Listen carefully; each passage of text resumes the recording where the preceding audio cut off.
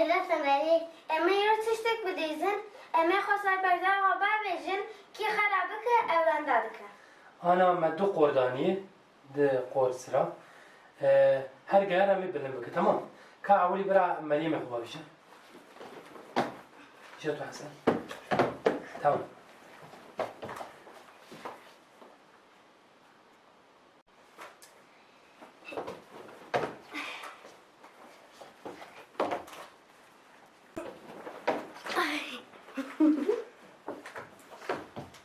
Tamam.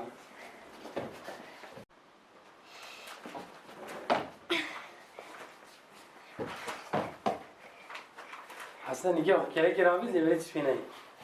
Hadi bu kora şişa hadi melek tesviki.